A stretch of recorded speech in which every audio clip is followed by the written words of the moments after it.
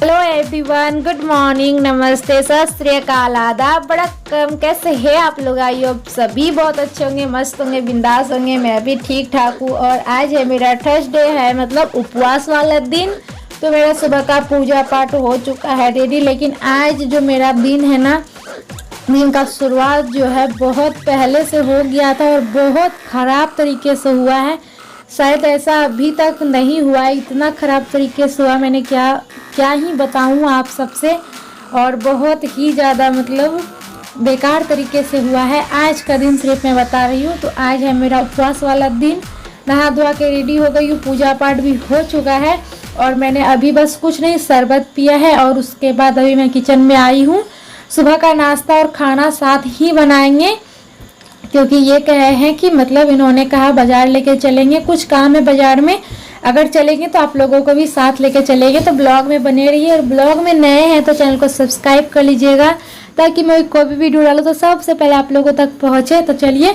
और अभी ना मैं बना रही हूँ पराठा। तो मम्मी के लिए मैं पराठा बना रही हूँ और सबके लिए रोटी। मतलब सबके लिए नहीं, हस्बैंड जी के लिए रोटी। इन्होंने कहा कि मेरे लिए रोटी ही बनाना। तो बस मतलब 7-8 पराठा बना देती हूँ और फिर 7-8 रोटी बनाऊँगी। तो ये थोड़ा ज़्यादा था, लेकिन एक देवर है ना, तो वो थे, तो फिर मैं उनको भी दे दूंगी ना, इसलिए सबका इतना में हो जाएगा। फिर मैं खरगोश को भी देती हूँ रोटी, आराध्या के लिए भी 1-2 रोटी चाहिए, इसलिए इतना रोटी बनाना होता है डेली।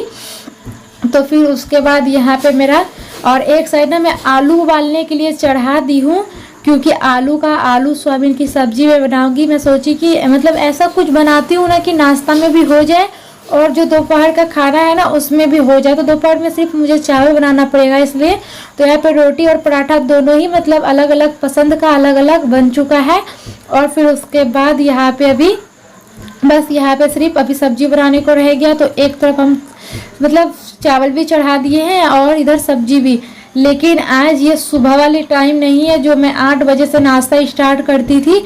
आज तो मैं 8 बजे उठी ही हूँ सो के। क्यों, क्या हुआ मेरे साथ मैं आप लोगों से बताती हूँ। 2 बजे रात से ही इतना ज़्यादा अचानक से दांत में जो दर्द उठ गया ना, बहुत मतलब रोते रही, कम से कम 1.5 से 2 घंटा तक रोते रही। फिर बिल्कुल भी दर्द आराम नहीं हुआ। और हस्बैंड जी पानी गर्म करके दिए, बोले इससे तुम कुल्ला करो शायद ठीक हो जाए। फिर बहुत कुछ इन्होंने किया, लेकिन मैं नमक पानी से तो कुल्ला नहीं कर सकती थी, क्योंकि सुबह मेरा उपवास था, इसी वजह से। और इन्होंने बहुत ज़्यादा दवाई वगैरह ढूंढा, नहीं मिला। तो घर में सर दर्द का, दांत दर्द का, ये सब दवाई जो है ना वो रहती है।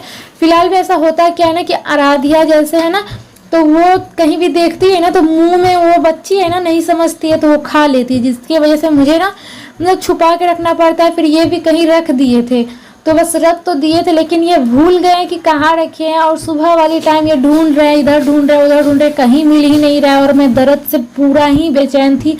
2 बजे ही उठी और फिर उसके बाद तो बिल्कुल भी दर्द से नींद ही नहीं पड़ा। ढूंढते ढूंढते पूरे 4:30 बज गया, तब जाके मम्मी उठी। तो मम्मी के पास एक दवाई था दांत दर्द का, तो फिर मैं वही खाई।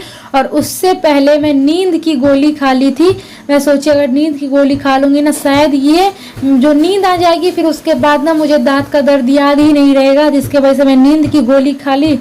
और फिर क्या ही मैं बताऊँ, जब मैं सोई तो सुबह में मेरी 8 बजे नींद खुली है। तो और हस्बैंड जी बोल रहे थे पता नहीं तुम्हारा इतना जल्दी कैसे नींद खुल गया, मतलब 3-4 घंटा भी सही से तुम नहीं सोई, नींद की गोली खाने के बाद भी तो असर क्यों नहीं हुआ तुम्हारे पे, ऐसे ये बोल रहे थे।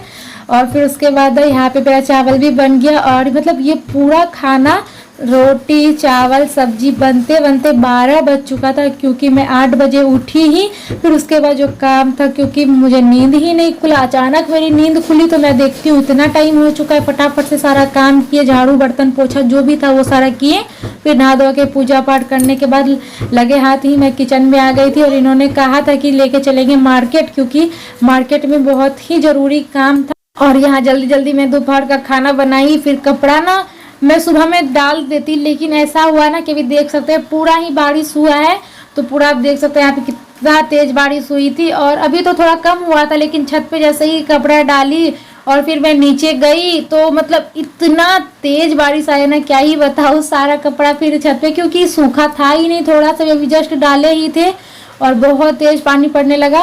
और आराध्या यहाँ पे मेरी मदद करा रही थी, कपड़ा अगर निकाल निकाल के वो दे रही थी और मैं सारा कपड़ा डाल रही थी। कपड़ा यहाँ पे फैलाने के बाद चली गई थी नीचे।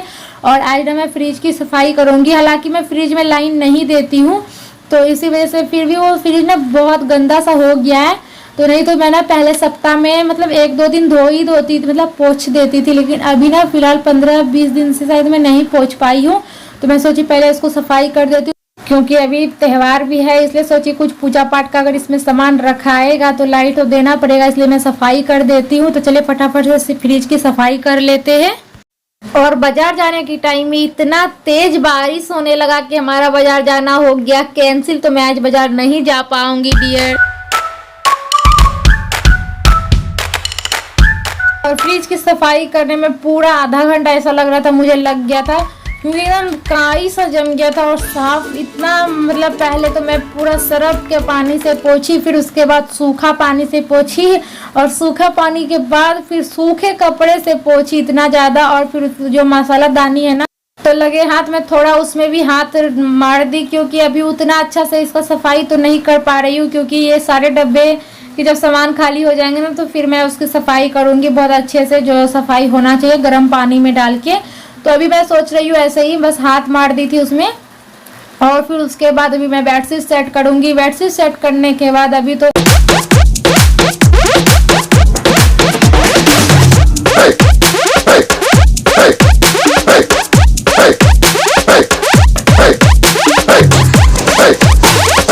और सच बताओ ना डियर, आज जो दर्द हुआ था ना, मतलब दांत में अचानक से ऐसी दर्द मैंने कभी अपने जीवन में कभी मैं मतलब ऐसा वाला दर्द फील नहीं की थी। तो इनका मतलब जो मेरे हस्बैंड जी है ना, इनके दांत में कभी कभी दर्द रहता है, क्योंकि इनका एक्सीडेंट हुआ था ना, उस टाइम से ही इनका दांत में कभी कभी दर्द हो जाता है। तो मुझे ना ऐसा यूँ लगता है कि दांत में दर्द कैसे हो सकता है। तो मैं ऐसे इनको बोलती थी दांत तो ये अलग है, अजीब सा दिखता है, तो कैसे उसमें दांत में दर्द हो सकता है। तो मैं इसे ऐसे ही कहती थी। तो फिर पता है इन्होंने आज बहुत मेरा मतलब ताना मतलब कस रहे थे कि मज़ा आ रहा है ना तुमको, हमको बोलती थी कि दर्द नहीं होता। आज कैसे पता चला ना, पूरा रो रो के तो हालत ख़राब हो गया। मज़ा आ रहा था, तुम रोए जा रही थी, तो ऐसे मजाक कर रहे थे, मेरे कान खींच रहे थे। लेकिन सबसे ज़्यादा यही परेशान हुए, जब तक मैं सोई नहीं तब तक ये भी नहीं सोए, ढूंढते रहे और पूरा एकदम मेरे पीछे लगे रहे कि क्या करूँ जो इसका दर्द कम हो जाए पूरा ही। लेकिन ये पूरा कान खींच रहे थे कि पता चला ना आज दांत की दर्द क्या होती है। तो एक्चुअली में डियर सच में मुझे पता चला कि दांत वाली जो दर्द होती है ना बहुत खतरनाक होती है। ऐसा मतलब सर दर्द हम बर्दाश्त कर सकते हैं, हाथ पैर में जो दर्द होती है वो बर्दाश्त कर सकते हैं, लेकिन जो ये दांत की जो दर्द थी ना, मैं क्या ही बताऊं, ये मतलब बर्दाश्त से बाहर थी। मैं बच्चे की तरह इतना रोई, करीब 2-3 घंटा तक रोते रही। फिर जब मुझे जो दवाई दांत की दर्द की जो मेरी सासू माँ से मतलब मिला वो खाई, फिर नींद की गोली खाई।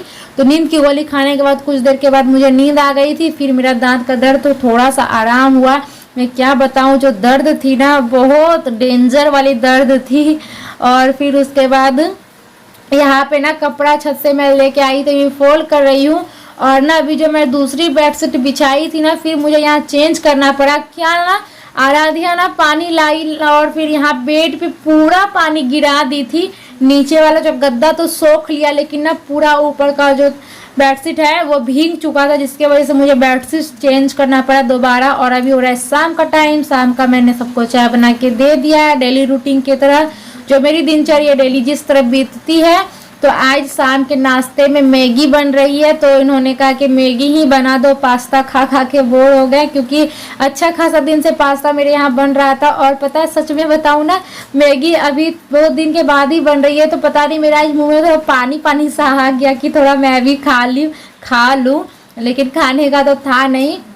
तो अभी भी मैं जो मैगी बनाऊंगी ना, तो 3 इंसान के लिए, एक हस्बैंड जी, सासू माँ और एक देवर है, वो अभी मतलब मूवी देख रहे हैं, तो फिर वो भी खाएंगे। तो सबके लिए मैं नाश्ता मतलब जल्दी से मैगी बना देती हूँ। यहाँ पे मैगी हो गई है रेडी। और ना ऐसा वाला पानी वाला मैगी किन किन को पसंद है कमेंट में बताइएगा। हस्बैंड जी को बिल्कुल ऐसा वाला पसंद नहीं था, तो वो ना सूखा मैगी खाते थे, जो सूखा बना करके। लेकिन मैं जब से इसको ऐसा वाला बना के देने लगी हूँ ना, सॉस के जैसा वाला, तो इनको बहुत पसंद आता है और बहुत चाह के खाते भी है। और अभी सबको नाश्ता पानी कराने के बाद मैं सोचती हूँ अब मेरे कलेजे में दम नहीं है कि मैं आगे ब्लॉग कंटिन्यू कर पाऊँ। अभी फटाफट से मैं इस ब्लॉग को एंड करती हूँ और बहुत ही जल्द मिलती हूँ प्यारा सा ब्लॉग के साथ। तब तक के लिए Tata my all YouTube family. खुश रहिए, मस्त रहिए, बिंदास रहिए अपने फैमिली के साथ। बहुत ही जल्द मिलते